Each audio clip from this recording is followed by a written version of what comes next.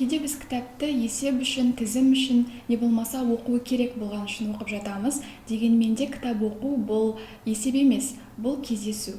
Кіммен? Өзіңмен, басқа бір адаммен, не болмаса күллі бір тағдырмен кездесу. Ендеше осы кездесуді мәндірек қылуға атсалысып жүрген мұғалім подкаст жобасы келешек мектебімен және келешек медиа кабинетіндегі алғашқы подкастымызды бастаймыз. Ендеше қайырлы күн көрермендер. Бүгін біздің жобамыздың алғашқы шығарылымы және біздің алғашқы тақырыбымыз көркем әдебиетті не үшін және қандай мақсатта оқуымыз қажет. Ең алдымен бұл тақырыпқа келмес бұрын жалпы кітаптың пайдасы туралы айтып кетсек. Жалпы кітапты не үшін оқу керек деген сұрақты біз талқыласақ болады алдымен. Себебі менің пікірімше кітап ол мынандай сөздермен синонимдес деп өзім ойладым. Ол тәжірибе, кітап ол шешім, немесе компас десек болады. Қазіргі уақытта кітап ол кез келген ментордың орнын алмастырады деп ойлаймын меніңше. Себебі кітап ол адамды алдамайды ешқашан, және бір біздің ішіміздегі бір толғанысты жеткізе алады, адамды бір қиялға әкеледі. Мына сыр тартқан өмірдің, тіршіліктің арасында ерекше бір жалт еткен бір үміт отын осы кітап сыйлайды деп ойлаймын меніңше. Осы әдеби кітаптарды оқу арқылы тіпті кейіпкерге қарап, мынау менмін ғой, осындай бір сезім менің ішімде болды ғой дейтін сезімдер болып жатады. Сіздің басыңыздан сондай бір сезім өтіп пе еді? Әрине, кез келген оқырман, кітапты сүйіп оқитын адам, әсіресе әдеби шығарманың ішінде бір оқып отырып, мен де осылай айттым ау, немесе мен осылай неге айтпадым деген сияқты бір сезімдерді басынан өткеруі мүмкін. Себебі неге? Әдеби шығармадағы кейіпкерлер ол да бір автордың ойынан туады, яғни оның бір толғанысынан, өзінен өмірден өткізген бір тәжірибесінің нәтижесінде, қиялдан бір туған нәрсе емес та, ол бір тәжірибеден пайда болғаннан кейін ол кез келген адамның өмірінде, тағдырында бір қайталануы мүмкін, міндетті түрде. Ол адамның бір қорқынышы, немесе орындалған арманы, үміті, немесе дәл сол сәтте бір жүрген күйзелісінде сезінген сезімін сол кейіпкер арқылы ол анықтауы мүмкін да. Мысалы, біз жобаның аясында Мартин Иденді оқыдық. Сол Мартин Иденді оқыған кезде дәл сол кезде мен де бір деградацияда жүргем. Не істесем болады деген бір сұрақтармен жүрдім. Сол кезде жаңағы Мартин Иденді оқып жатқан кезде оның өте бір мотивациямен жұмыс жасайды ғой ол. Енді оның мақсаты бір махаббатқа жету болды, бірақ оның айтады ғой, Мартин Иденнің аяғын емес, басын қайталаңдар дейді. Аяқ қайғылы болғандықтан. Бірақ басындағы сол бір оның мақсатқа жетудегі талпынысы, оның жігері, өзін-өзі қамшылауы, ол білмеймін, оқыған адам үшін өте бір үлкен мотивация деп білемін. Мысалы, ол күніне 5 сағат оқиды, 5 сағат жазады, одан кейін жұмысқа барады. Мысалы, және оны күнде қайталайды да. Соның нәтижесінде үлкен бір апгрейд жасайды да. Яғни өзінің бір үлкен тап өкілдері, ол кезде енді тап өкілдері әртүрлі болды ғой, яғни қалталы азаматтардың ол кезде әлеуметтік теңсіздік болғандықтан, сол бір қоғамға сіңіп кету үшін оның бір қысқа уақыт ішінде жасаған жұмысының нәтижесін қарап, мен де осылай жасай аламын ғой деп ойладым да. Енді біз жаңа кейіпкерлер туралы айтып өттік. Енді жалпы бір кітап сіздің өміріңізді өзгертті ме деген сұрақ қойғым келеді. Болады ғой, бір кітаптар оқығаннан кейін ерекше бір әсер қалдыратын, және тікелей бір өмірдегі бір шешімдерді жасауға әсер ететін. Сізде сондай кітап болды ма? Әрине, әр кітапты оқып отырғанда мен өзімше бір ой түйем.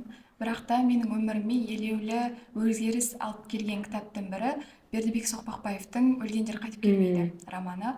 Одан бөлек Абай жолын және Жабай алма, Ай мен Айша деген кітаптарды оқып отырып, осындай бір ойларды түюге болады. Яғни өмірді біз қалай қабылдаймыз, ал кейіпкер қалай қабылдайды.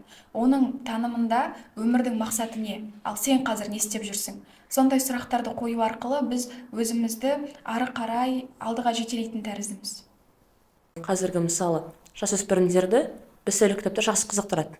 Мысалы, бар ғой «Тонкое искусство пофигизма» немесе тағы бір эгоға жетелейтін бір кітаптар бар ғой. Мұқабалар әдемі, жарнамасы әдемі болады.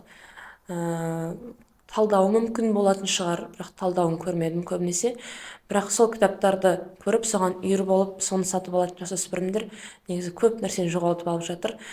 Ал біз, яғни болашақ мұғалімдер, соларға бір жақсы бағдар бере алуымыз керек деп ойлаймын. Дәл осы көркем әдебиет саласына қарай. Себебі ол кітаптардағыдай толғанысты, ол кітаптардағыдай сезімді басқа ешбір кітап бере алмайды деп ойлаймын. Дұрыс айтасыз. Негізінен бұл кітаптардың пайдасы жоқ деуге мүлдем келмейді, бірақ та бұл бір адамға пайдасы тиюі мүмкін, бірақ дәл сол формула келесі адамға жүрмеуі мүмкін. Яғни бұл жерде жалаң құрғақ фактілерді, бір дайын шаблонды адамға ұсынады, бірақ ескере кететін жайт, әр адамның тағдыры әртүрлі, әр адамның ойлауы, түсінуі, қабылдауы әртүрлі. Егер автор сол методикамен, яғни сол шаблонмен белгілі бір жетістікке жеткен болса, ол барлық адам сол жолмен жетістікке жетіп кетуі мүмкін деген сөз емес. Мысалы, сол кітаптар, және өзіңіз айттыңыз ғой, 3 жыл, 5 жыл көлемінде жазылуы мүмкін деп ол жазылса. Ал бірақ біз әдеби кітаптарға келетін болсақ, Мұхтар Әуезовтің өзі Абай жолын 30 жыл бойы зерттеп, жазып шығарған болатын. Енді 3 жыл мен 30 жылдың арасындағы арақашықтықты қарайтын болсақ, әрине Абай жолының сөзсіз үздік кітап екенін біле аламыз. Сондықтан да бұл кітаптарды оқыған кезде белгілі бір пайдасын алуға тырысу керек, бірақ бұндай кітапқа үйір болмау керек. Мейлінше оқып, керек жерін түртіп алып, не болмаса, бір жақсы инсайттарды қабылдап алуға болады, бірақ бұндай кітаппен өмірлік тәжірибе алам деп, өмірлік бағытымды, өмірлік жолымды сызып шығам деп үміттенбей қою керек деп ойлаймын. Сондықтан да бестселлер кітаптарды жаман демейміз, тек қана оның пайдасы жаңағы көркем әдеби кітаптардан қарағанда азырақ, тиімсіз деп санаймыз. Бізге өзінің дәрісін өткізген Арман Құнанбай ағамыз бар ғой, қазіргі уақытта осы талдау, тіл білімі саласында жастардың арасында өте қатты танымал. Сол кісінің сөзі бар еді ғой, жауыр кітап, тәуір кітап, ауыр кітап деп 3 топқа бөледі ғой кітапты. Сол кезде бізге де айтып кетіп еді ғой, кітапсыз болмаңдар деп. Яғни кітап оқымайтын, кітапты бетін ашпаған жандардан болмаңдар деп. Сол кісі айтып кеткен кезде мен де бір сол 3 топ кітапты өз ойымда саралаған ем. Бірақ біздің оқуымыз керегі сол тәуір кітап пен ауыр кітап. Керісінше біз сол ауыр кітапқа үйір болсақ, біздің де көкжиегіміз кең болады деп ойлаймын.